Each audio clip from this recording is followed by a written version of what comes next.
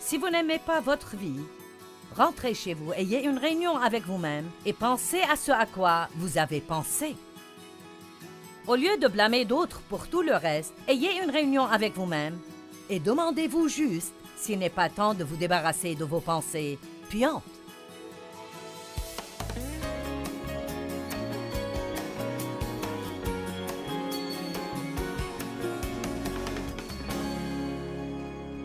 Vous savez, c'est une chose d'avoir quelque chose par la foi, c'est une autre de l'avoir grâce à votre expérience. C'est une chose de l'avoir légalement, comme je l'appelle, il y a beaucoup de bénédictions qui sont légalement à vous, parce que Christ est mort, son sang a été versé, il a scellé une nouvelle alliance dans son sang, et en tant que croyants nés de nouveau, nous sommes cohéritiers avec lui et nous avons un héritage. Il est légalement à nous, c'est à nous, mais c'est sa possession qui devient parfois problématique pour les gens. Les Israélites sont sortis des chaînes de l'Égypte. Ils étaient esclaves en Égypte. C'est l'équivalent d'être esclaves du péché. Dieu leur a envoyé un libérateur, Moïse, et nous en a envoyé un, Jésus-Christ. Et nous sommes sortis de l'esclavage du péché. Ils ont été délivrés de l'esclavage de Pharaon et ils se sont dirigés vers un lieu appelé la terre promise. Nous sortons de l'esclavage du péché et nous entendons parler des promesses de Dieu et nous commençons à apprendre comment nous les approprier dans notre vie. Bien, les Israélites devaient passer par un lieu que la Bible appelle le désert. C'était un voyage de 11 jours à vol d'oiseau, tout droit à travers ce désert. Cependant, ça leur a pris 40 longues, malheureuses et pénibles années avant que certains d'entre eux finalement y entrent. La plupart d'eux n'y entrèrent pas d'ailleurs. De plusieurs millions qui sont sortis, à peu près 1,5 million avec les enfants, très peu entrèrent dans la terre promise. Josué, Caleb et certains des enfants qui n'avaient pas encore atteint l'âge de raison, quand Dieu finalement en a eu assez et a dit « Vous n'allez pas entrer dans la terre promise ». Maintenant, nous regardons leur histoire et nous secouons la tête en pensant que c'est bête. Si c'est un voyage de 11 jours, comment ça a pu vous prendre 40 ans pour vous y rendre? Mais il faut que nous nous réveillions ce soir et réalisions que beaucoup d'entre nous ont tourné autour des mêmes montagnes encore depuis trop longtemps. Et ma parole pour vous ce soir est il est temps de passer et d'avancer rapidement vers la terre promise. Or, ils pensaient que le problème, c'était leurs ennemis.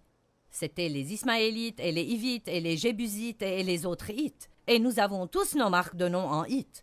Ça peut être les mauvais maris Hites, les malotrus, voisinites, les maladies Hites, la pauvreté Hite, le mauvais passé Hite. Nous avons tous nos propres Hites et nous pensons que c'est le problème, le diable Hite. Si seulement il me laissait tranquille. Si ceci, si cela, c'est autre chose.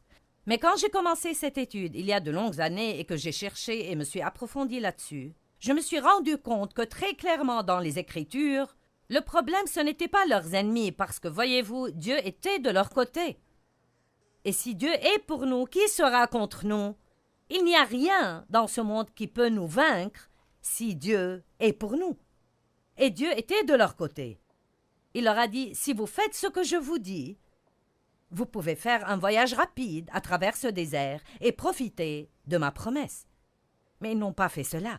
Ce n'étaient pas leurs ennemis. Ce n'étaient pas les Jébusites, les Pérézites, les Hivites qui étaient leurs ennemis. Ce n'étaient pas les géants dans le pays. C'était leur mauvais état d'esprit et leur mauvaise attitude.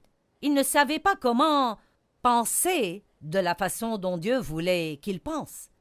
Vous pouvez absolument penser à votre sortie des chaînes et penser à votre voie vers la liberté si vous apprenez à penser de la manière dont Dieu veut que vous pensiez. Il est impossible d'avoir la victoire et de penser au lien. Il est impossible d'être heureux et de penser à la tristesse et la dépression. Il est impossible d'être libre du péché quand vous pensez que vous êtes lié par le péché. Il y a un grand exemple de cela en Romains chapitre 6. Romains 6, 2, Paul a dit « Comment pouvez-vous vivre dans le péché quand vous êtes mort au péché ?» La Bible nous dit que quand le Christ est mort, nous sommes morts en lui, qu'il a pris le péché sur la croix et que nous sommes morts au péché et vivants pour la justice. Que veut dire ceci? Il y a une part de vous, la part de vous née de nouveau, qui ne veut rien avoir à faire avec le péché. Elle est morte au péché. C'est pourquoi maintenant, quand vous péchez, ça vous gêne. Avant d'être né de nouveau, ça ne vous gênait pas, vous vous en moquiez. Vous aimiez ça, vous l'appréciez. Mais une fois que vous êtes né de nouveau, vous avez une nouvelle batterie de problèmes parce que vous ne pouvez plus pécher confortablement. Ça vous rend malheureux. Donc il y a une part de vous qui ne veut pas pécher.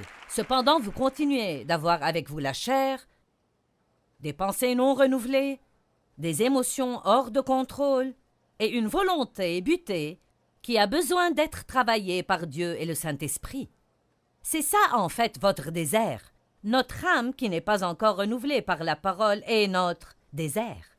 Nous devons apprendre comment laisser Dieu, qui est dans notre esprit, envahir notre âme. Il ne veut pas vivre seulement dans cette petite place de l'esprit. Il veut être dans vos pensées, dans vos émotions, dans votre volonté, dans vos finances, dans vos relations, dans vos distractions, et il veut finalement être vu à travers vous comme une lumière éclatante, afin que le monde dise « Cette personne a quelque chose que je veux ». Que quelqu'un rende gloire à Dieu.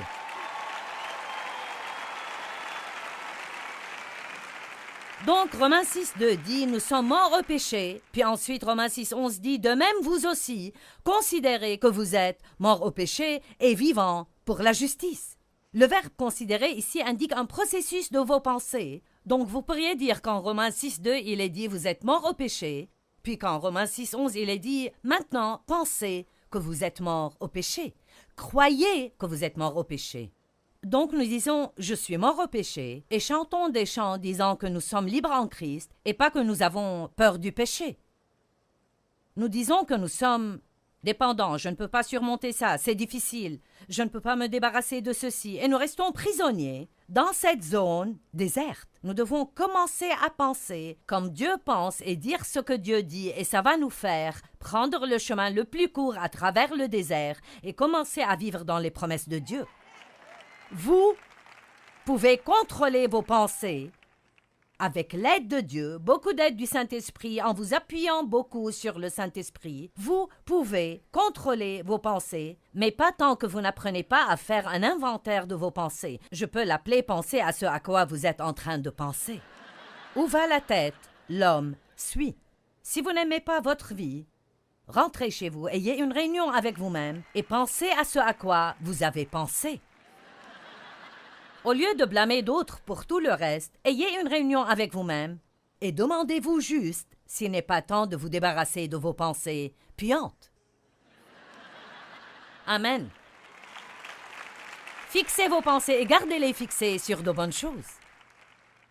Vous savez, une des deux écritures les plus populaires qu'on utilise quand on enseigne sur les pensées sont 2 Corinthiens 10, 4 et 5, les armes que nous utilisons ne sont pas charnelles. Ce sont les armes puissantes de Dieu pour détruire des forteresses, abattre les imaginations et les raisonnements.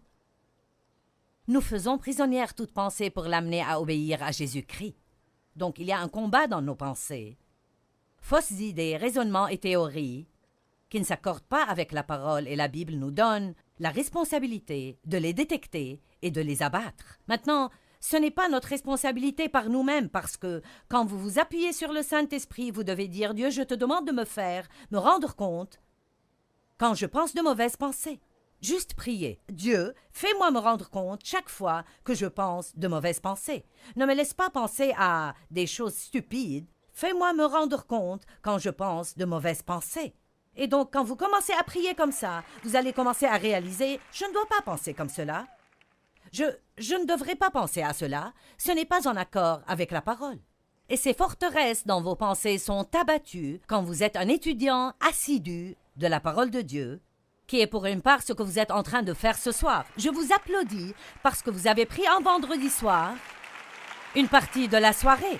Le travail de la semaine est fini et vous auriez pu faire toutes sortes de choses. Vous auriez pu sortir et dépenser votre paye pour quelque chose qui ne vous aurait fait aucun bien, ou vous auriez pu aller dans toutes sortes d'endroits, ou vous auriez pu rester à la maison parce que vous êtes fatigué d'avoir travaillé toute la semaine. Mais vous êtes ici, vous êtes venus par milliers, tout ce chemin jusqu'en haut de l'immeuble pour étudier la parole de Dieu et pour le louer.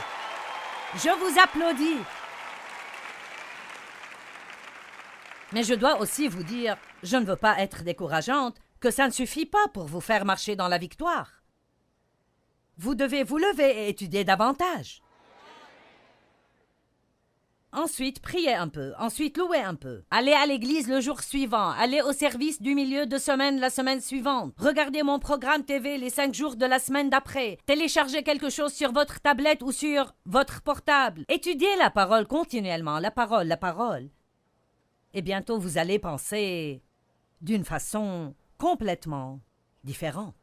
Romains 12:2. Ne vous conformez pas à ce monde-ci, mais soyez transformés, complètement changés par le renouvellement de votre intelligence, pour discerner quelle est la volonté de Dieu, ce qui est bien, qui lui est agréable et parfait. Merci, je vous aime aussi. Jérémie chapitre 4, verset 14 dit « Jusqu'à quand resteras-tu habillé par de mauvaises pensées ?» J'aime ça. Jérémie 4, 14 « Jusqu'à quand resteras-tu habité par de mauvaises pensées ?» Donc, la première chose que j'ai détectée, que je sentais que c'était un problème pour les Israélites, et qui contribuait au fait qu'ils mettaient tant de temps à avoir la victoire, et aussi la raison pour laquelle beaucoup d'entre eux n'ont jamais eu la victoire du tout. Et vous savez, il y a beaucoup de gens qui croient en Jésus et qui iront au ciel, mais ne profiteront jamais de la victoire ici, sur la terre. Le savez-vous? Vous pouvez aller au ciel sans victoire.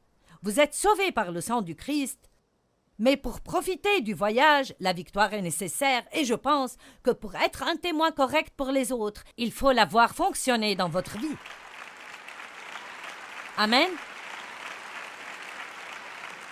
Donc, la première chose que j'ai vue, c'était qu'il n'avait pas une vision positive du futur.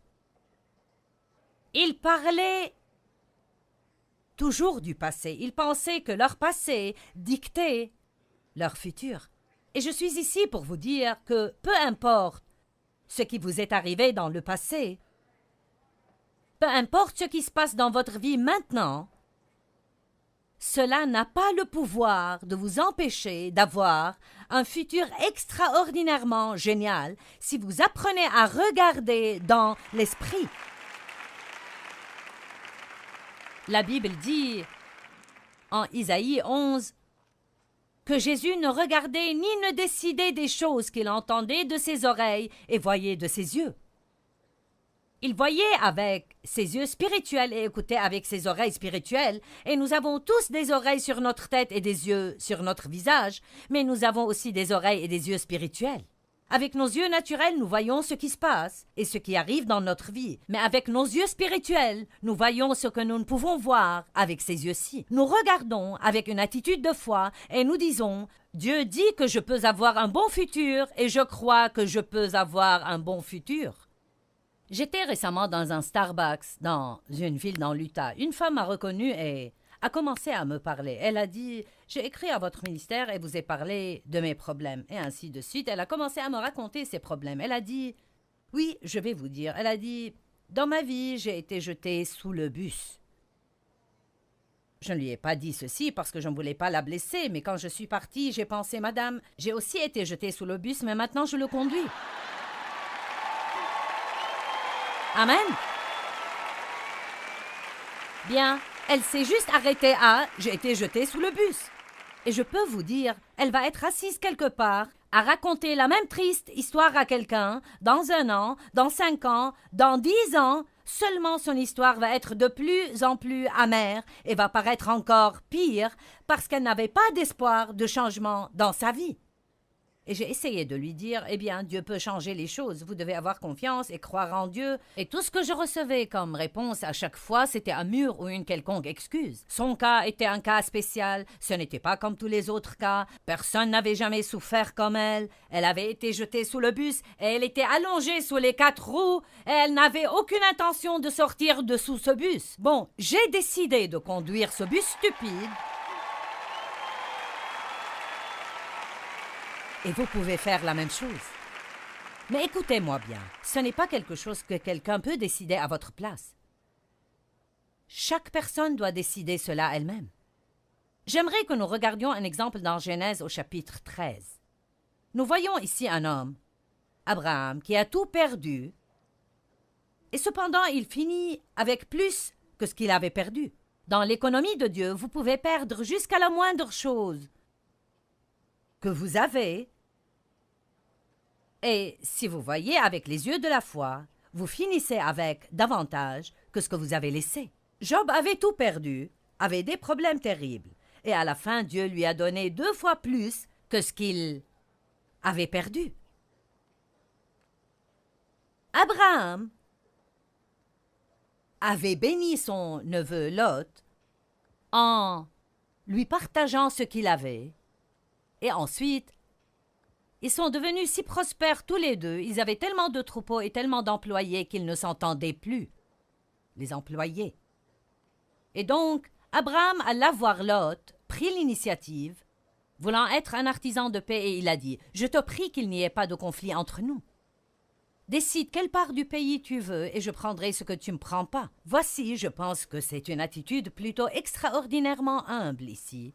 Car j'aurais dit, je vais prendre ce que je veux en premier et tu prendras le reste, parce que tu n'aurais rien eu si je ne te l'avais donné. Mais Abraham était évidemment un homme de Dieu, ce qui est probablement la raison pour laquelle Dieu a pu faire alliance avec lui et l'utiliser comme il l'a fait. Donc, effectivement, si vous lisez le chapitre 13, Lot choisit la meilleure part de la vallée du Jourdain, et Abraham a dû prendre ce qui restait. Donc il n'était pas en très bonne forme.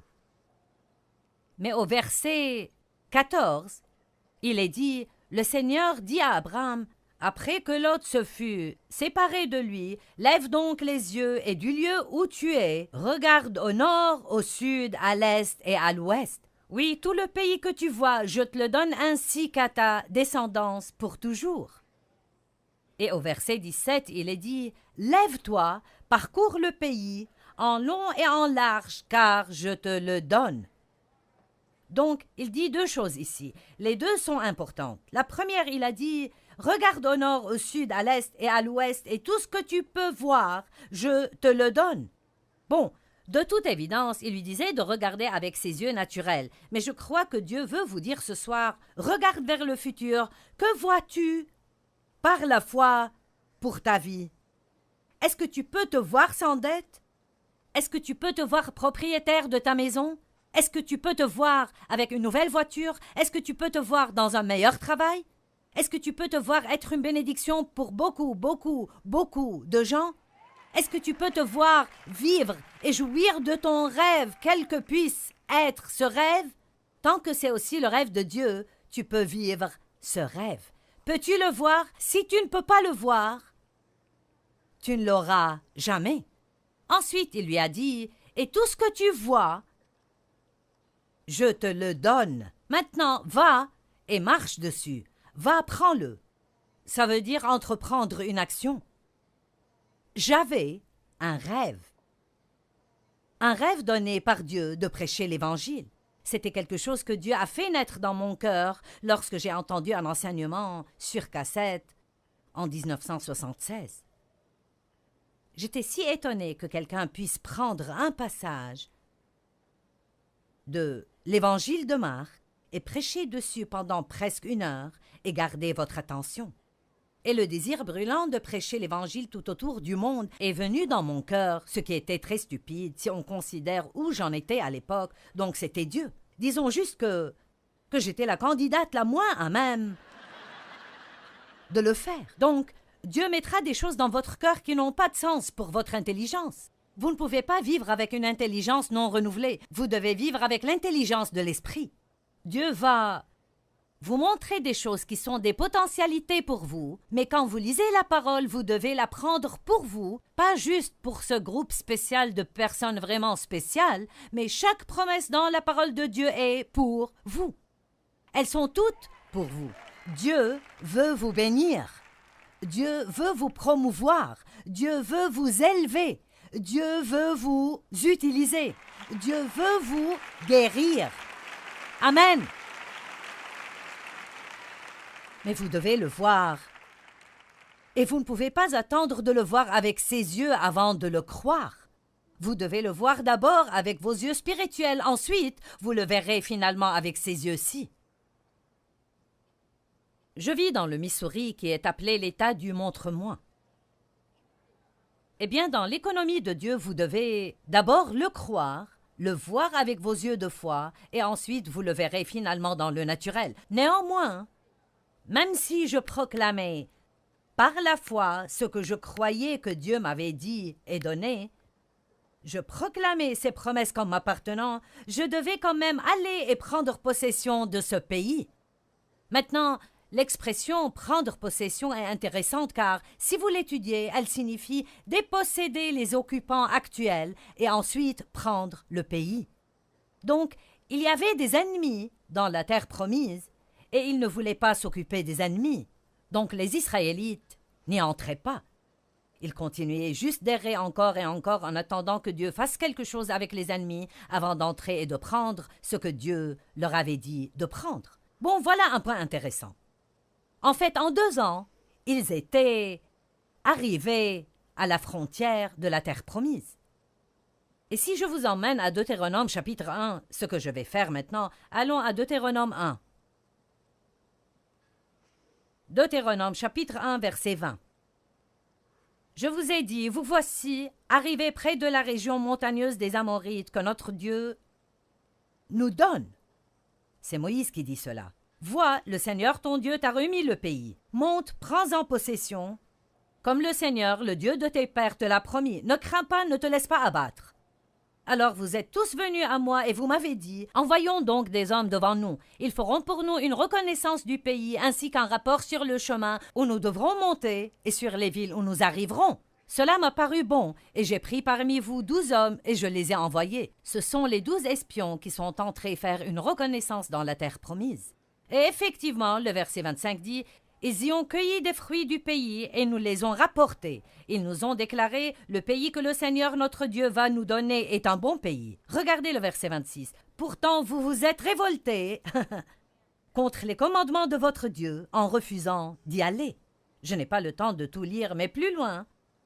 Ils ont décidé, bien maintenant, nous y irons. Et Dieu a dit, n'essayez pas d'entrer maintenant, parce que je ne suis pas avec vous.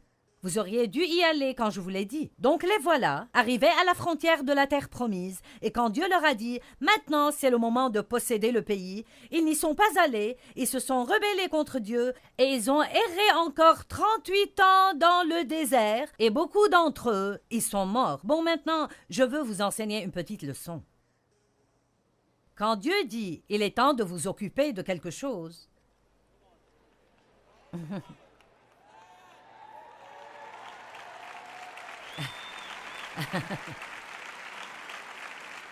quand Dieu vous dit de vous occuper de quelque chose, il y a une onction pour le faire à ce moment-là.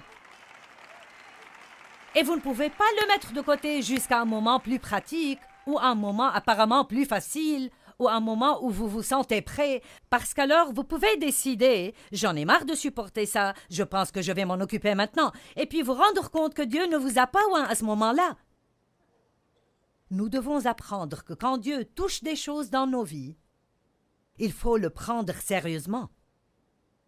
Si Dieu s'occupe d'une mauvaise attitude chez vous, il faut agir. S'il s'occupe de vous concernant le manque de pardon chez vous, agissez en conséquent. Ne donnez pas l'excuse que c'est difficile de pardonner aux gens. Je vais vous dire ce qui est difficile. Haïr les gens, c'est bien plus dur que de pardonner aux gens. Le pardon est facile comparé à la haine et l'amertume et au ressentiment et au fait d'être plein de poison tout le temps. Si Dieu est en train de s'occuper d'une habitude que vous avez et qui est destructrice, si Dieu est en train de mettre son doigt dessus, alors vous ne devez même pas penser que vous ne le pouvez pas, parce que Dieu ne va jamais s'occuper de vous à propos de quelque chose sans vous donner la capacité d'arriver à la victoire. Mais vous devez le croire. J'aimerais vous partager quelque chose qui est arrivé par courrier.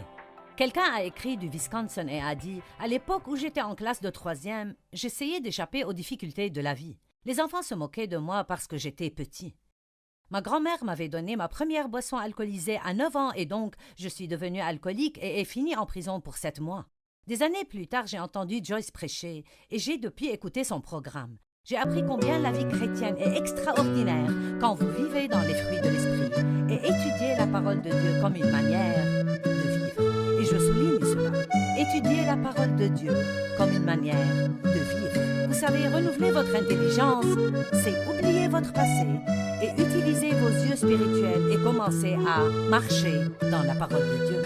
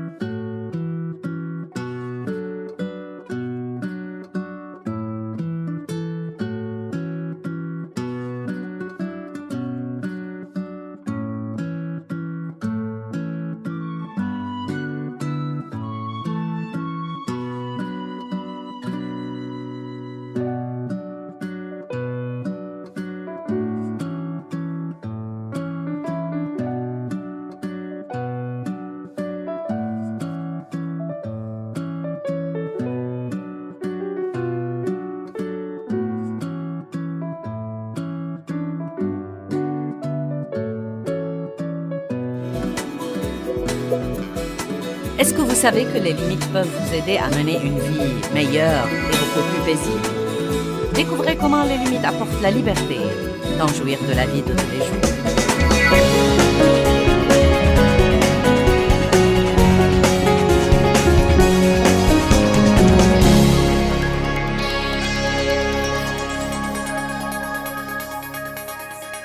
Je crois qu'il y a un moyen de vivre et d'être en sécurité, mais il y a aussi des moyens de nous mettre vraiment en danger. Nous allons parler de mettre des limites qui éliminent le stress de votre vie, d'avoir des frontières et des limites et des marges dans votre vie. En réalité, Dieu m'a demandé l'idée de cette barrière. Et nous allons prétendre que c'est notre zone de sécurité. Et donc, je peux prêcher pas mal de sermons à l'intérieur de cette barrière. Mais cette barrière que vous voyez représente en fait la parole de Dieu.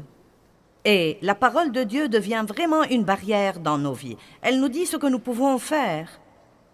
Et être en sécurité est ce que nous ferions mieux de ne pas faire pour ne pas nous mettre en danger. Et un des petits exemples que je vais utiliser ce week-end est que, vous savez, beaucoup de personnes sont exaspérées parce que le chien de leur voisin vient salir leur jardin et ils rouspètent toujours contre le chien et contre leur voisin. Mais la vérité est que s'ils avaient mis une bonne barrière, le chien du voisin n'aurait pas sali leur jardin. Ne vous fâchez pas contre le chien ou contre le voisin si vous ne faites pas ce que vous êtes censé faire. Il y a des gens qui font du mal aux autres.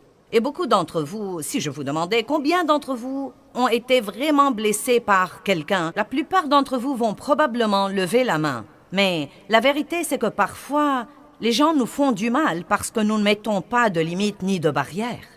Nous ne leur disons pas, vous savez, vous n'allez pas me faire ça et restez en relation avec moi, ou je n'accepte pas ce comportement, je n'accepte pas votre façon de me parler. Et vous allez m'entendre dire ça plus d'une fois ce week-end, mais je vais commencer à le dire maintenant pour que vous commenciez à y penser. Une des raisons pour lesquelles il nous est difficile de mettre des barrières entre nous et les autres, c'est que nous ne le faisons pas assez tôt. Je crois que beaucoup de fois, nous attendons trop longtemps et nous laissons les gens qui sont dans nos vies prendre beaucoup de mauvaises habitudes. Et nous leur laissons passer beaucoup de choses que nous n'approuvons pas et que nous n'aimons pas depuis le début. Mais nous essayons de les éliminer par la prière ou bien, vous savez, nous ne voulons pas blesser ces personnes ou ceci ou cela ou quelque chose d'autre. Et parfois, même en tant que chrétiens, nous nous embrouillons à propos de l'amour et nous ne savons même pas vraiment ce que nous devons dire aux autres ou combien nous devons supporter. Et donc, nous allons essayer de clarifier beaucoup de ces choses-là ce soir. Et nous avons besoin de barrières dans beaucoup de domaines. Et à vrai dire, la discipline, la maîtrise de soi et la discipline, et mettre des frontières et mettre des barrières dans nos vies, sont parmi les choses importantes que nous puissions faire. Et comme vous le savez, une vie sans discipline est une vie qui court sûrement au désastre. Et donc, c'est parti. Le message de ce soir s'intitule « Marcher sur le fil du rasoir » et nous trouvons ça fascinant. Et nous disons « Ouais, je marche sur le fil du rasoir ». Eh bien, c'est plutôt devenu une façon populaire de voir la vie aujourd'hui. Mais franchement, Dieu ne veut pas que nous marchions sur le fil du rasoir. Car si vous faites cela, vous n'aurez aucune marge pour quoi que ce soit. Ce que nous devons faire, c'est vivre de façon à avoir la paix et à éliminer le stress de notre vie. J'ai donc une question pour commencer. Est-ce que vous menez une vie vraiment insoutenable? Vous dites, qu'entendez-vous par là? Est-ce que vous vous surprenez à dire, eh bien, je ne peux plus faire ça? Je ne peux pas continuer comme ça? Si je dois vivre comme ça 1 an de plus, ça va probablement m'achever. Croyez-moi, je n'en peux plus, c'en est vraiment trop. Si vous dites des choses comme ça et que vous êtes sérieux, et à vrai dire, ceux qui disent ces choses sont plus nombreux que ceux qui ne les disent pas. C'est incroyable le nombre de gens qui disent qu'ils mènent une vie qu'ils ne peuvent pas supporter du tout. Je connais des gens, beaucoup de gens dans le ministère, qui me disent tout le temps « Je ne peux pas continuer à faire ça, je ne peux pas continuer à travailler autant, je ne peux pas continuer à voyager autant, je ne peux pas continuer. » Vous savez, donc ce que vous dites vraiment, quand vous dites ça, et je sais que j'ai des limites et que je les ai atteintes, mais je vais les ignorer et voir si je peux m'en tirer. J'ai enseigné un jour un message intitulé « Les avertissements ignorés ». Et vous savez, votre corps vous donnera des avertissements. Votre corps vous le dira quand vous le poussez trop. Mais que faisons-nous? Oh, ça va. Les gens avec qui vous êtes en relation vous donnent des avertissements. Quand ils commencent à vous dire « Je sens que je ne te vois jamais. J'ai l'impression, quand on est ensemble, que tu ne m'écoutes vraiment pas. J'ai l'impression que tu n'as jamais de temps pour moi. Tu es toujours en retard chaque fois que nous sommes censés faire quelque chose. » Les gens vous donnent des avertissements. Ils vous font savoir qu'ils ne sont pas heureux. Mais combien de gens font quelque chose pour améliorer leur relation avant que ce ne soit vraiment trop tard? Amen? Si vous savez que vous menez une vie insoutenable, je veux vous suggérer de prendre la décision dans ces 3 jours à venir de ne pas remettre le changement à 1 an, ou à 2, ou 3, ou 4, ou 5 plus tard, ou jusqu'à ce que vous ayez une dépression nerveuse, ou une crise cardiaque, ou que vous perdiez tous ceux qui sont dans votre vie. Mais vous devez faire les changements que vous devez faire pour mener le genre de vie que vous croyez que Dieu veut que vous ayez. Et la vie qu'il veut que vous ayez doit être une vie paisible et vraiment puissante. Jésus a dit « Je vous laisse ma paix ». Nous ne sommes pas censés être tout le temps stressés et frustrés et sur le point de craquer en essayant de survivre jour après jour. Allons maintenant à Nombre chapitre 11 à partir du verset 10. Ça a l'air de quelque chose dont vous avez besoin?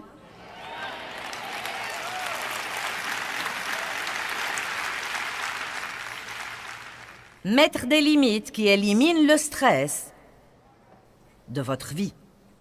Et Moïse entendit le peuple qui pleurait, chacun dans sa famille, et à l'entrée de sa tente. Et la colère de l'Éternel s'enflamma fortement. Et cela fut mauvais aux yeux de Moïse. Donc Dieu avait donné à Moïse le travail de mener ce peuple de plus de 6 millions à travers le désert et jusqu'à la terre promise. Ceci aurait pu être un voyage de 11 jours, mais après 40 ans, ils erraient toujours là. Et une des raisons était que chaque fois que les choses n'allaient pas comme ils le voulaient, ils étaient déprimés. Et donc les voilà qui pleuraient de nouveau dans toute la terre. parce que les choses allaient mal. Ils avaient des épreuves, des tribulations, et ils avaient des ennemis. Les choses étaient difficiles, et Moïse en avait vraiment assez. Et il a dit au Seigneur, « Pourquoi affliges-tu ton serviteur? Et pourquoi n'ai-je pas trouvé grâce à tes yeux que tu aies mis sur moi la charge de tout ce peuple? Est-ce moi qui ai conçu ce peuple? Est-ce moi qui l'ai enfanté pour que tu me dises, porte-le sur ton sein comme le nourricier porte un enfant, jusqu'au pays que tu as juré de lui donner? Où prendrai-je de la viande pour donner à tout ce peuple? Car ils pleurent auprès de moi en disant, donne-nous de la viande à manger. Regardez le verset 14. Je ne puis pas à moi seul porter tout ce peuple, car il est trop pesant pour moi. Maintenant, la raison pour laquelle je soulève cette question, c'est que c'est très démodé dans notre culture américaine d'aujourd'hui de dire « j'en ai assez et je ne peux plus supporter ». Je crois que beaucoup de fois, malgré tout ce que nous faisons, nous croyons que nous devons être capables de faire tout et nous regardons tous les autres qui semblent pouvoir faire tant de choses en même temps. Et vous savez, la dame qui peut travailler à plein temps et élever 5 enfants et gérer sa maison et être dans le comité d'école et être dans le comité d'église. Et nous pensons, je devrais être capable d'être comme ça. Il se peut qu'il y ait des personnes qui soient particulièrement douées pour faire beaucoup de choses comme ça. Mais les gens ne sont pas tous pareils et vous feriez mieux de trouver votre zone de confort et d'apprendre à y vivre. Sinon, vous n'allez jamais jouir de votre vie et vous allez finir par vous rendre malade et ruiner toutes vos relations. J'ai un flash info pour vous. Vous n'êtes pas censé être comme quelqu'un d'autre ou rivaliser avec quelqu'un d'autre. Vous devez être la personne que vous êtes et ne pas vous en excuser.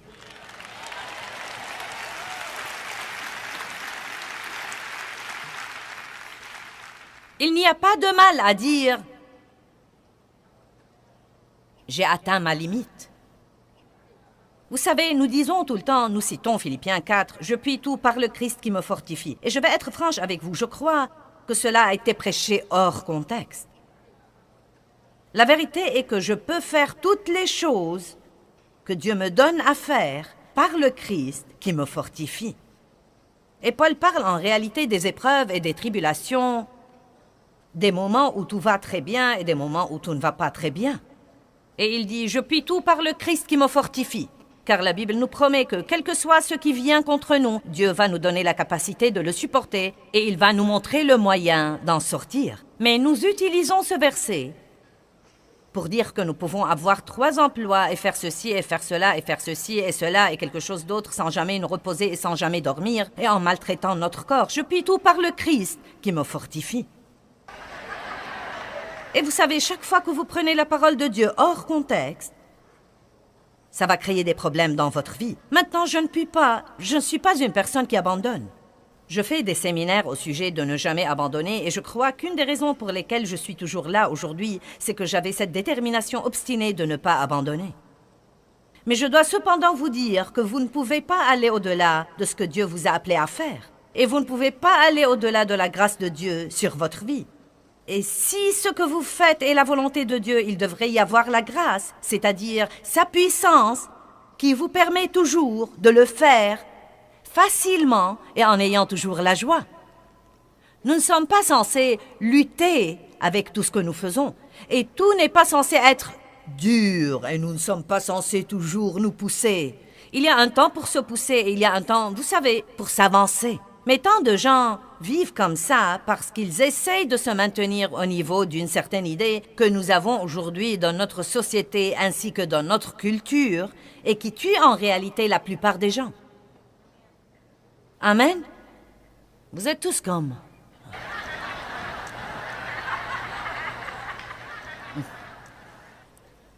Exode 18. Écoutez-moi bien. Y a-t-il quelqu'un que vous connaissez et que vous aimez et respectez, qui est un bon ami à vous, qui vous dit que vous devez faire des changements radicaux dans votre vie? Non, mais est-ce que quelqu'un vous a dit que vous feriez mieux de commencer à mieux vous occuper de vous-même? Est-ce que quelqu'un vous a dit ça? Pas assez d'entre vous? Je vais donc vous le dire moi-même. Est-ce que quelqu'un vous a dit que vous devriez dormir plus, que vous devriez manger mieux, que vous devriez vous reposer davantage, que vous devriez... Bien. Vous savez, je crois que Dieu parle par les gens, et pas nécessairement par les gens chrétiens. Il a parlé, par exemple, à un prophète par Hanan.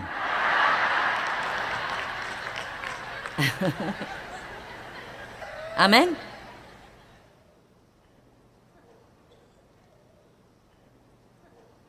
Et Dieu a parlé à Moïse par son beau-père. Vous voyez, Moïse était un de ces gens-là, je crois. Les gens du type leader fort qui veulent faire le tout, qui prennent leurs responsabilités très au sérieux. Je suis comme ça. Si vous me donnez la responsabilité de faire quelque chose... Non, mais si c'est humainement possible de le faire comme il faut, j'essaye de le faire. Je suis une fanat de faire mon devoir et de faire ce que je promets de faire. Et ce sont de bonnes qualités et de bons traits de caractère. Mais je peux aussi vous dire que... Quand j'ai commencé ce ministère par le leadership de Dieu en 1976, j'ai donné des études de Bible à la maison pendant 5 ans et j'ai travaillé dans le ministère de quelqu'un d'autre pendant 5 ans. Et ensuite, pendant les 22 dernières années, nous avons voyagé et nous sommes passés à la télé. Et vous savez, non mais, croyez-moi, c'est agréable de dire, eh bien vous savez, nous sommes à la télé dans le monde entier.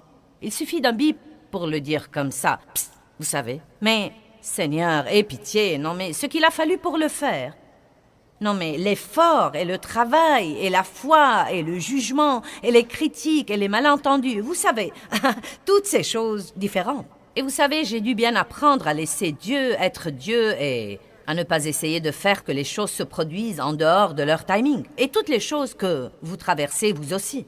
Mais je vais vous dire quelque chose dont je ne suis pas fière, mais c'est absolument vrai. Je suis dans le ministère depuis 32 ans et probablement les 20 premières années où j'étais dans le ministère, je me sentais mal fichue physiquement la plupart du temps. Et je courais chez les médecins, et j'essayais ceci et cela, et je prenais toutes les pilules et les vitamines et tous les trucs naturels qui me tombaient sous la main. Et les médecins me disaient parfois, « Eh bien, tu sais, c'est juste le stress. » Un médecin, j'étais chez lui durant 5 minutes et il m'a dit, « Tu es une personne plutôt intense, n'est-ce pas? »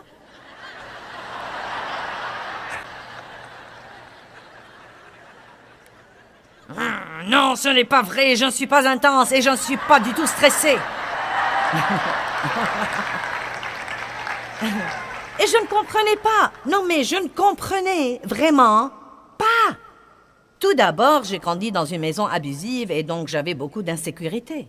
Je ne me suis pas rendu compte que bien que Dieu m'ait appelé au ministère, j'avais toujours quelques mauvais motifs et quelques mauvaises façons de penser parce que je tirais mon estime et je tirais ma valeur de ce que je faisais. Et Dieu ne veut pas que vous tiriez votre estime et votre valeur de ce que vous faites. Il veut que vous sachiez qui vous êtes en lui. Et ensuite, ce que vous le faites pour lui. Avec sa grâce et son aide dans votre vie. Et ensuite, vous pouvez en jouir. Et donc, vous savez, les médecins me disaient tout le temps, « Eh bien, tu sais, ton problème est le stress. » Et je leur disais, « Ce n'est pas le stress !» Non, mais cela m'exaspérait parce que je ne savais même pas. Je croyais que le stress voulait dire que je ne savais pas m'y prendre avec la vie. Je voyais que le stress voulait dire que, vous savez, que vous n'aimez pas ce que vous faites. Et je leur disais, j'aime ce que je fais. Je fais ce que je suis appelée à faire. Ne me dites pas que je ne sais pas m'y prendre avec la vie. Vous devriez voir tout ce que je fais.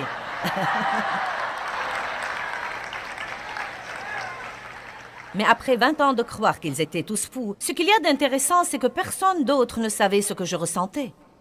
J'ai juste continué à me pousser et à m'avancer. Non, mais je voyageais et je faisais des réunions et...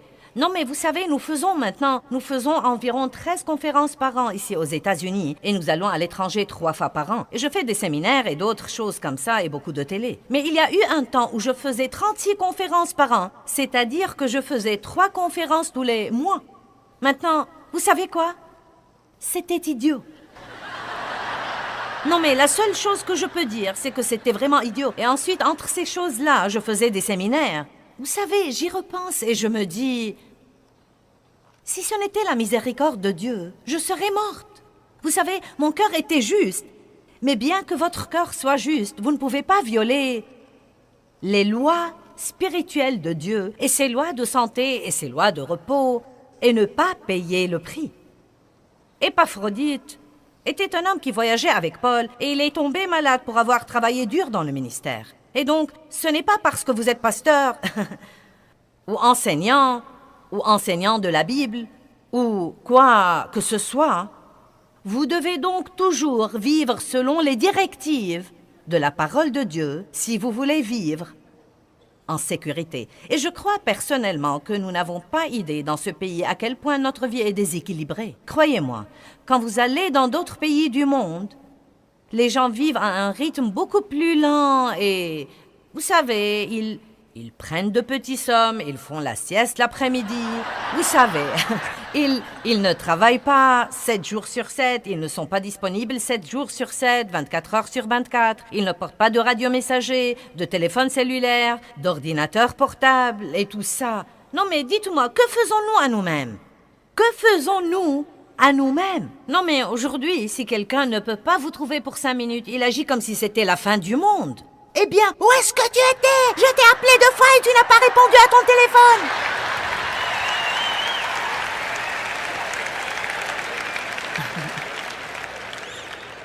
Mais voilà la chose que je veux vous dire. Écoutez-la, s'il vous plaît.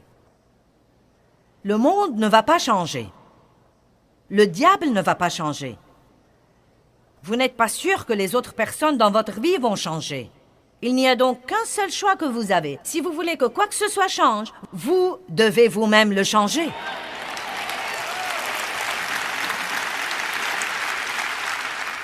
Et je veux aussi vous dire très franchement que quand vous le changerez, beaucoup de gens n'aimeront pas ça. Mais quand vous vous tiendrez devant Dieu, vous ne répondrez de personne à part vous-même. Et si vous vivez pour plaire aux gens, le jour où vous craquerez, ces gens-là seront trop occupés pour venir à votre chevet et vous visiter. Et pour ceux d'entre vous qui croient qu'ils n'ont pas le temps, que je vous dise, l'homme qui a une crise cardiaque a tout à coup beaucoup de temps. Et pour ceux d'entre vous qui consacrent chaque heure de leur journée à essayer de gagner plus d'argent et de posséder plus de trucs, et vous travaillez beaucoup trop et vous vous laissez entraîner dans ce système fou, quand vous serez sur votre lit de mort, vous n'allez pas demander votre solde bancaire. Ça ne va pas vous intéresser, vous allez vouloir votre famille, vos amis, et si vous ne prenez pas le temps de nouer des relations maintenant, écoutez-moi bien, vous ne pouvez pas avoir de bonnes relations sans investir un temps de qualité. J'ai entendu ça et je l'ai trouvé très intéressant. Écoutez ça. Toutes nos relations dans la vie sont nourries dans la marge de notre vie personnelle. Et votre marge est le temps que vous avez entre vos différentes activités. Comme, quelle est la marge que vous avez le matin avant de quitter la maison pour courir au travail? Quelle est la marge que vous laissez entre les rendez-vous?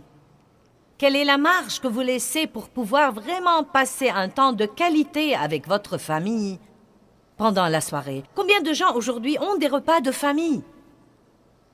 On n'en entend plus parler.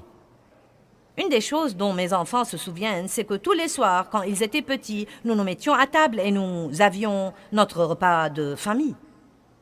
Je me rends compte que les temps ont changé. Mais vous savez, nous devons juste arrêter d'utiliser cette excuse. Eh bien, les temps ont changé, les temps ont changé, les temps ont changé. Vous savez quoi? Dieu n'a pas changé.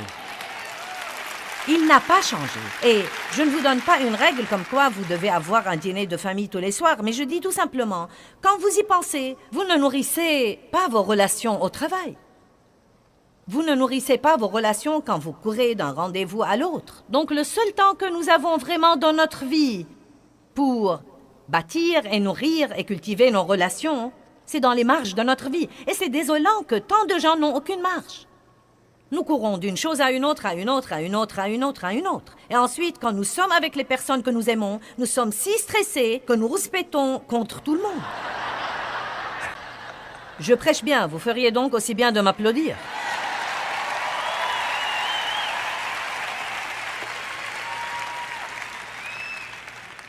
Donc, j'ai pris la décision il y a plusieurs années il y a 12 ans car j'étais malade pour 20 ans et j'enseigne depuis 32 ans. Eh bien, j'ai pris la décision de jouir vraiment de ma vie. Cela me tenait tellement à cœur que j'ai changé le nom du ministère. Car Jésus a dit, je suis venu afin que vous ayez la vie et que vous en jouissiez et que vous l'ayez abondamment, complètement jusqu'au débordement. Et puisque Jésus est mort pour moi, pour que j'aie la vie et pour que je jouisse de ma vie, je ne vais plus laisser le diable me la voler.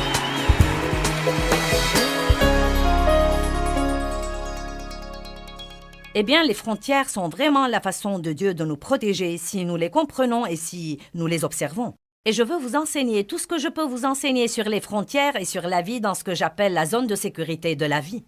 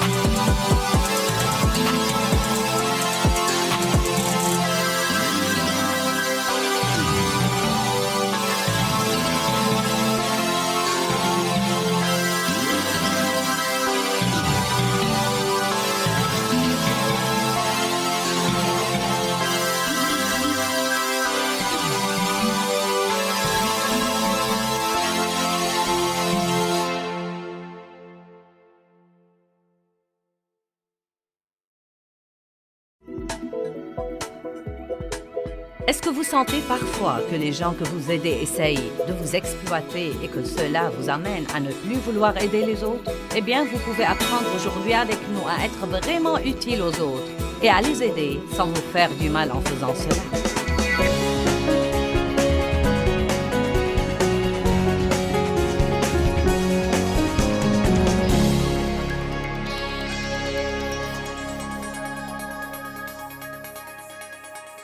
Vous voyez, nous devons comprendre que tout le monde est égoïste, et je ne dis pas ça dans le sens péjoratif. Nous aimons retirer des autres tout ce que nous pouvons retirer. Et donc je crois que nous devons arrêter de nous attendre à ce que tous les autres nous traitent comme il faut, et nous devons commencer à mettre des frontières qui disent aux autres, c'est ce que je vais faire, et c'est ce que je ne vais pas faire. Je dirai oui à ceci, mais je dirai non à cela. Si Dieu dit non, je dirai non. Et si Dieu dit oui, alors je dirai oui. J'espère que vous aimerez ça. Mais si vous ne l'aimez pas...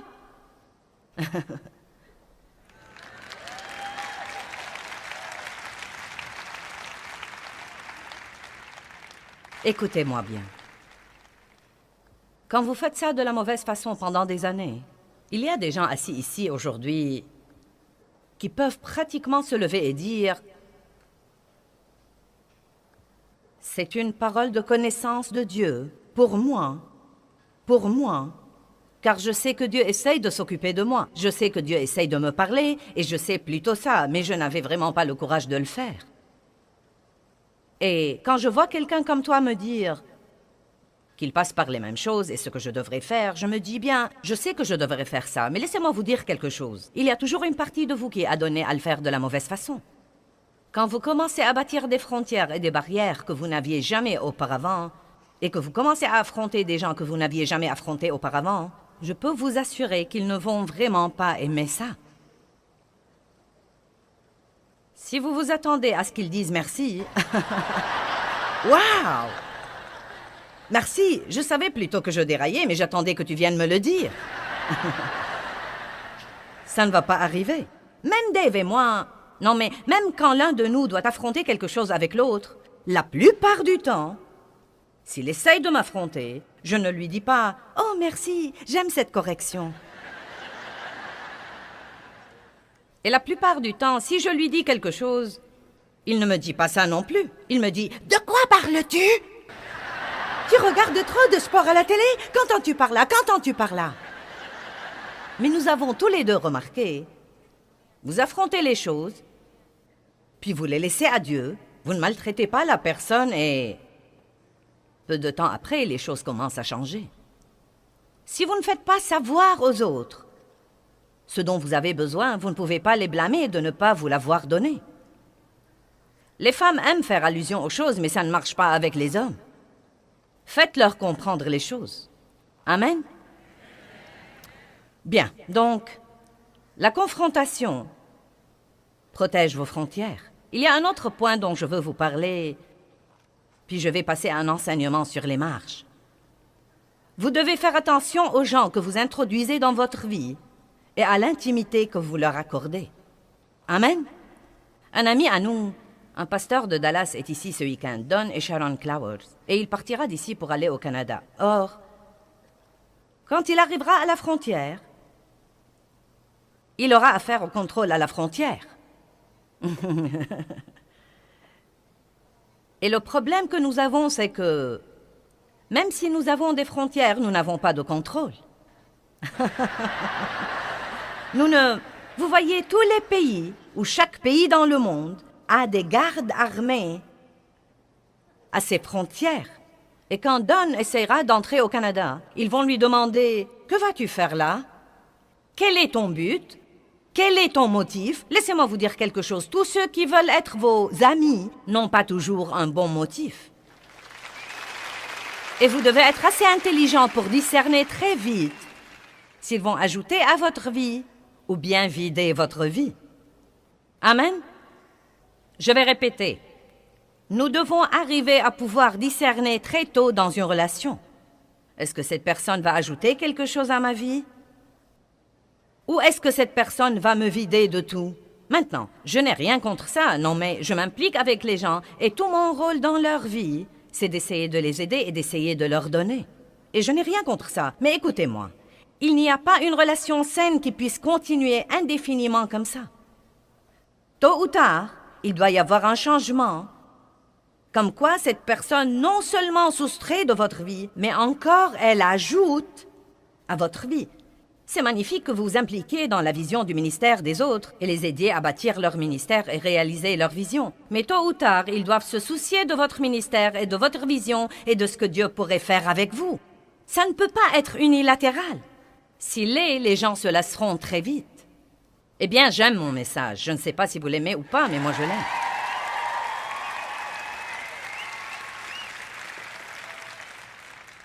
Donc, quand Don va essayer d'entrer au Canada, ils vont lui dire « Quel est ton but?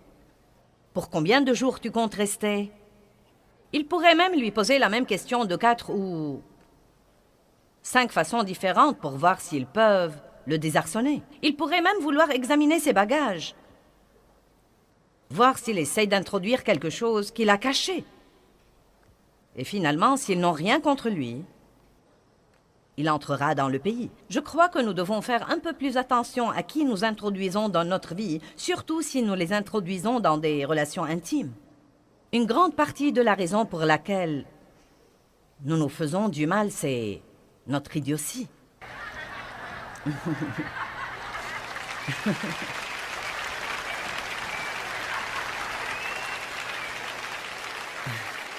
Eh bien, je n'arrive pas à croire que tu m'aies fait ça. Si vous aviez les yeux ouverts, vous auriez pu le voir venir il y a 3 ans. Amen. 1 Corinthiens 5. Je crois qu'il y a une épreuve parmi les chrétiens au sujet de qui ils devraient fréquenter. Et nous faisons ça de la mauvaise façon. Parfois, nous évitons tout le monde et nous leur donnons l'impression que nous nous considérons meilleurs qu'eux parce que nous pensons vraiment... Il ne faut pas. Et ensuite, nous traînons avec tous ces chrétiens inintelligents, bavards et avides, et immoraux, et qui couchent avec leurs petits amis, et tout ce genre de trucs stupides, et... Eh bien, vous savez, je veux juste essayer de les aider, vraiment. Eh bien, ils savent déjà que ce qu'ils font est mauvais.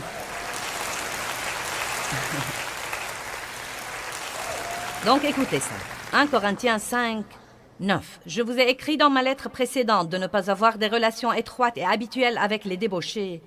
Non pas de façon absolue avec les débauchés de ce monde ou avec les cupides, et les ravisseurs, et les tricheurs, et les voleurs, ou avec les idolâtres, car il vous faudrait alors complètement sortir du monde et de la société humaine.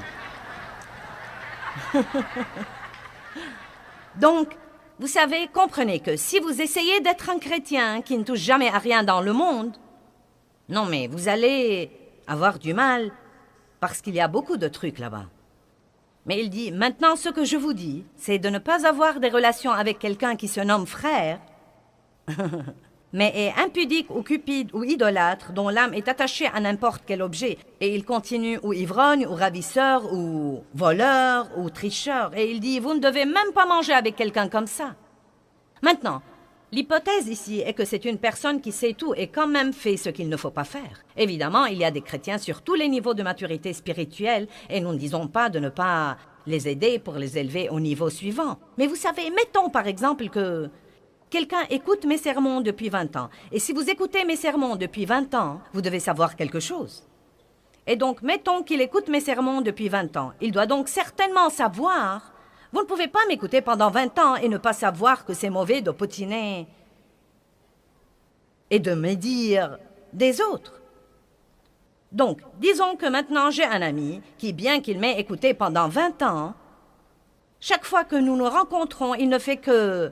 mais dire des autres.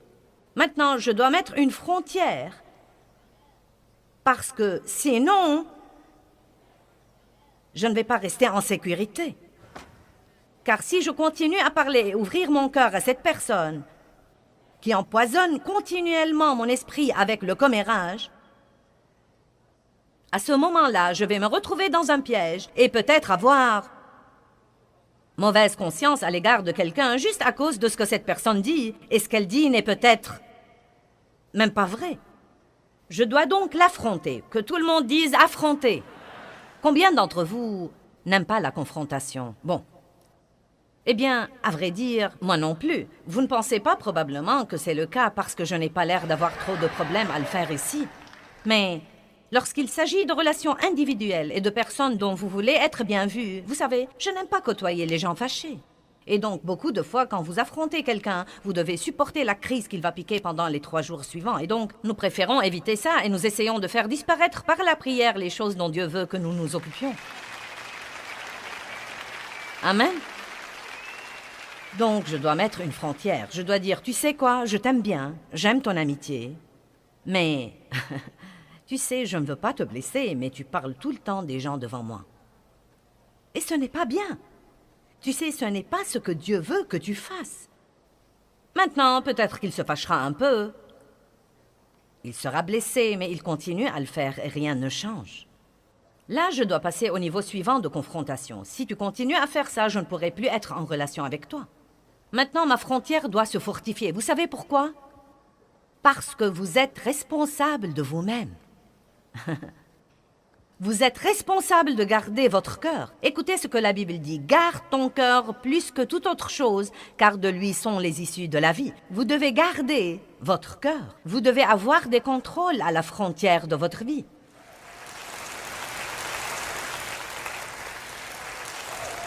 Et vous savez, il y a trop de choses que nous devons faire et que nous ne faisons pas au nom de ce que nous considérons être l'amour. Et je ne sais pas si vous l'avez remarqué ou pas, mais Jésus était très franc. Et je vais vous montrer un autre cas que je trouve très bon. Allons à Galates chapitre 2, verset 11. Paul dit, vous savez, il se présentait en ce moment aux autres apôtres. Il était seul pour longtemps et maintenant il est finalement venu se présenter aux autres apôtres. Donc, comprenez ceci. Il ne connaissait même pas bien ces types. Ils avaient une grande réputation. Et lui, il commençait à avoir une réputation. Mais ils étaient tout en groupe et il était tout seul. Maintenant, vous pensez peut-être que dans ce genre de situation, il pourrait se sentir sous pression. Vous savez, il pourrait tout accepter juste pour pouvoir s'intégrer au groupe. Nous faisons ça parfois. Nous transigeons un peu sur des choses que nous n'approuvons pas parce que nous voulons faire partie du groupe.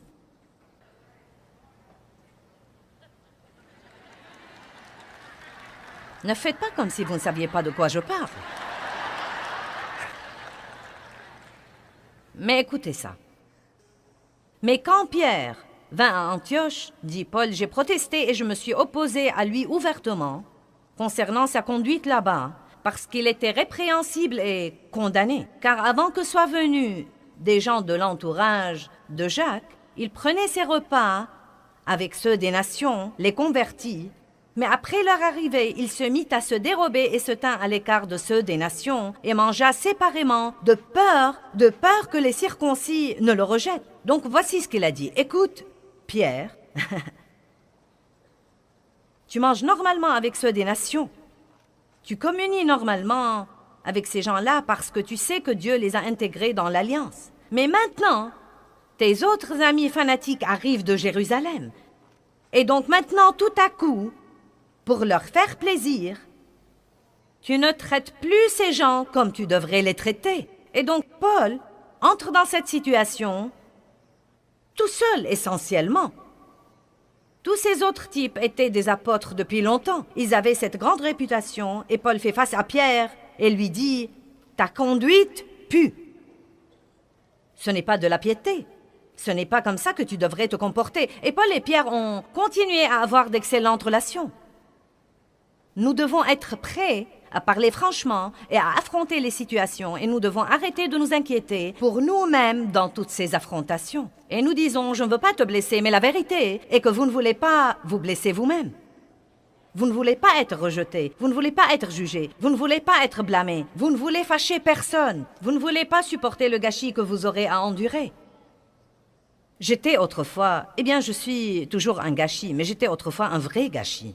Et j'étais très manipulatrice et autoritaire pendant les premières années de ma relation avec Dave. J'ai grandi avec un père qui était manipulateur et autoritaire. Et si nous n'avions pas ce que nous voulions, nous restions fâchés jusqu'à ce que nous fassions à notre idée. Et donc, parce que c'était tout ce que j'avais jamais vu, c'était la façon dont je fonctionnais et j'opérais dans mes relations, surtout dans la relation de mariage, parce que c'était tout ce que j'avais vu. Maintenant, mon mari est un type vraiment pacifique. Et, vous savez, il connaissait bien la parole de Dieu, et je ne savais rien de rien. Il a vraiment senti qu'il devait m'épouser. Il avait prié Dieu de lui donner une femme qui avait besoin d'aide, et je me suis présentée.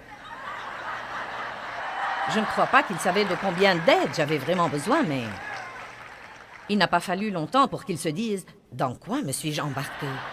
Pendant les premières années de notre mariage, je lui donnais du fil à retordre. Non, mais si je n'avais pas ce que je voulais, si Dave me fâchait, je ne lui adressais pas la parole pour 3 semaines. Pas une seule parole. Non, mais je m'évertuais à l'exaspérer. Vous connaissez le traitement. Il entrait dans une pièce et j'en sortais, nous allions nous coucher et je dormais sur la couture du matelas. Je ne voulais pas qu'il me touche. Ne me touche pas, ne me touche pas. Vous savez quoi? Il l'a supporté. Et l'a supporté. Et l'a supporté. Et l'a supporté. Et il a lu un livre intitulé « Aimer assez pour affronter ».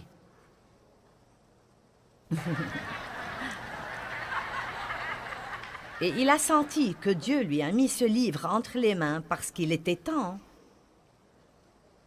pour moi de grandir. Et il savait que s'il ne commençait pas à m'affronter, cela n'arriverait jamais. Quand vous vivez avec quelqu'un qui a de mauvaises habitudes, ce serait agréable de croire qu'il y aura un flash du ciel qui le changera, mais la vérité, c'est que Dieu vous utilisera. Peut-être, vous savez, nous ne pouvons pas changer les gens, nous ne devons pas entrer dans les œuvres de la chair pour changer les gens.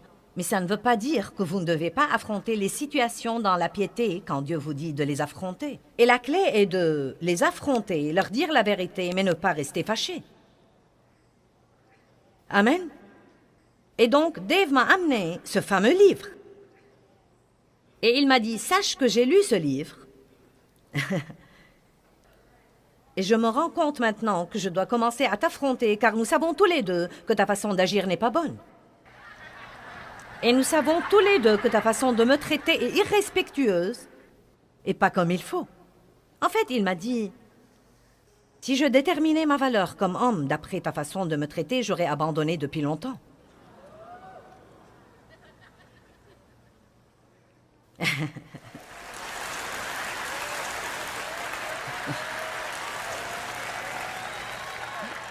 Voyons. Chut. Écoutez ceci. Dieu m'a dit un jour, si tu montrais à ton mari la moitié du respect que tu montres à ton pasteur,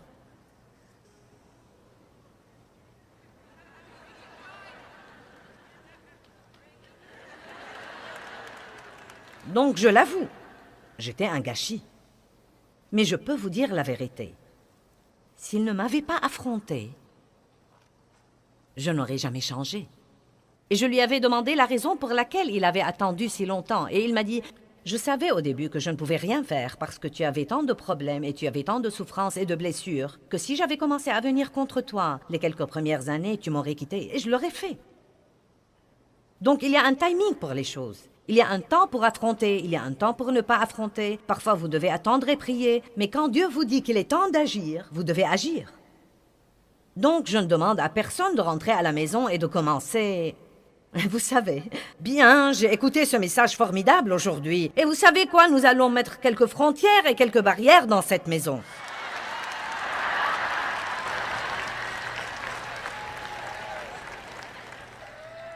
Je vais vous dire ce que vous devez faire si vous sentez que Dieu utilise ce message pour vous parler ou comme une confirmation de quelque chose qu'il vous a déjà mis dans le cœur depuis longtemps.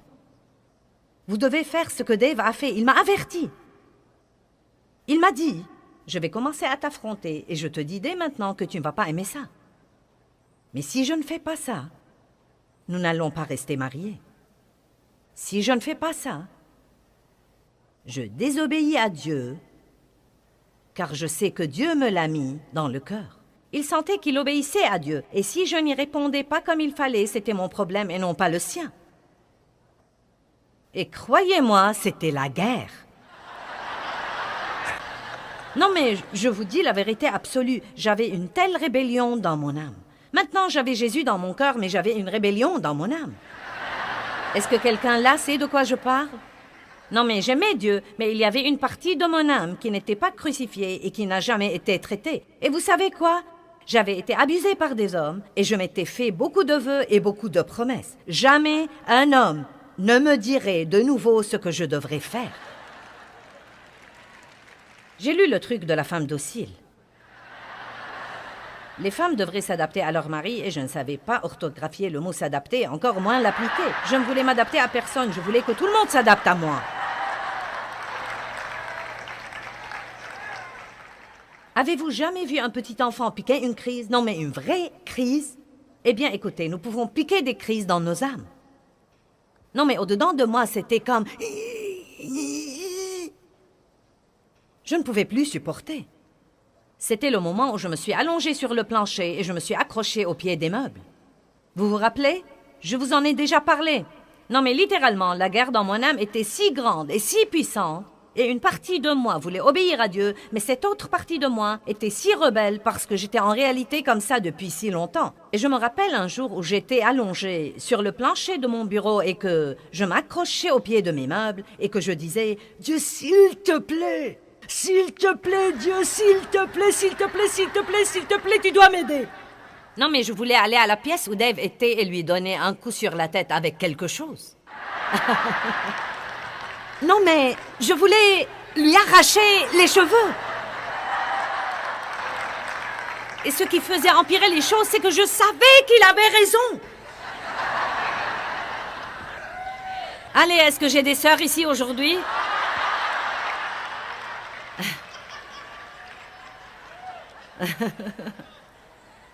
Mais la bonne nouvelle, c'est que, par la grâce et la miséricorde de Dieu, et il m'en fallait beaucoup, j'ai pu rester à l'intérieur des frontières de la parole de Dieu. Je voulais faire ce que Dieu voulait que je fasse. Mais je veux que vous m'écoutiez aujourd'hui. Ça va être un peu différent de ce que je croyais. Je voulais rester à l'intérieur de la parole de Dieu, mais il fallait que quelqu'un vienne m'affronter.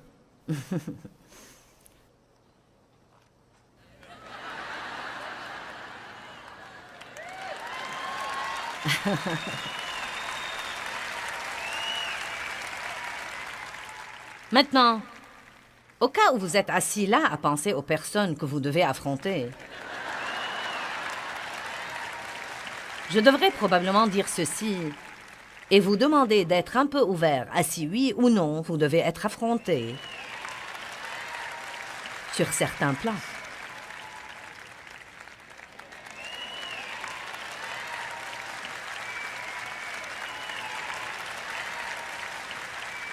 Je crois que s'il y a quelque chose que nous devons faire comme chrétiens, c'est que nous devons nous respecter, traiter les autres comme il faut.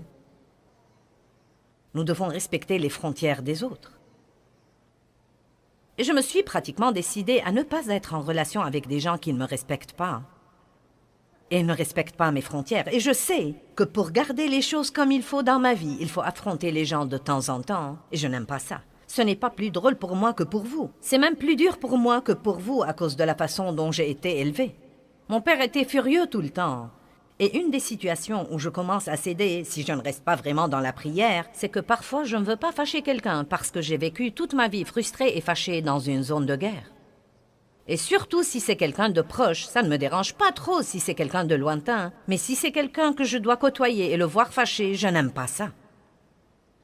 Et donc je dois faire ça par la foi, tout comme je vous demande de le faire par la foi. Et là encore, ne rentrez pas à la maison pour commencer un tas de trucs. Vous devez prier, mais j'imagine que beaucoup d'entre vous avez des choses qui se passent dans vos relations où les gens vous exploitent. Vous le savez et Dieu le sait également. Dieu essaye de s'occuper de vous là-dessus. Il y a ceux d'entre vous qui avez exploité les autres. Vous n'avez pas du tout respecté leurs frontières et leurs barrières. Et il est temps pour chacun d'entre nous de grandir et de comprendre que nous devons commencer à faire ce que Dieu nous dit de faire.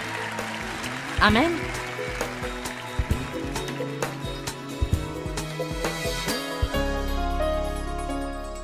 Eh bien, les frontières sont vraiment la façon de Dieu de nous protéger si nous les comprenons et si nous les observons. Et je veux vous enseigner tout ce que je peux vous enseigner sur les frontières et sur la vie dans ce que j'appelle la zone de sécurité de la vie.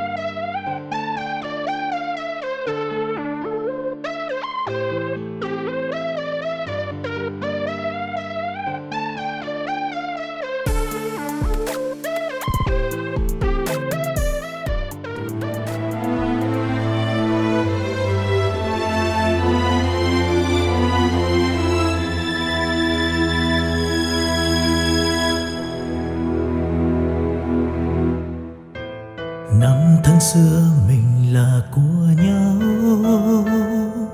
thế nhưng đâu rồi? Trong giấc mơ của người giờ đây có anh không, người hỡi?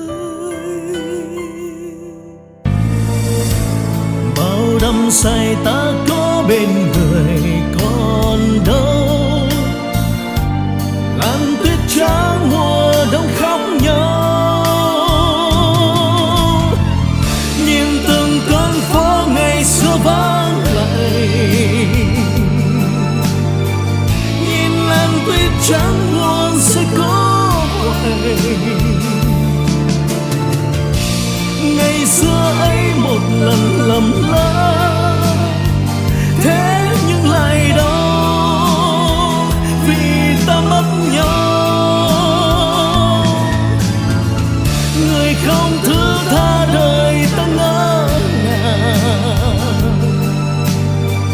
để cho thương nhớ về trong lỡ làng. Ngày ta xa một ngày mùa đông, tuyết rơi lạnh cóng, xót xa hoài mong.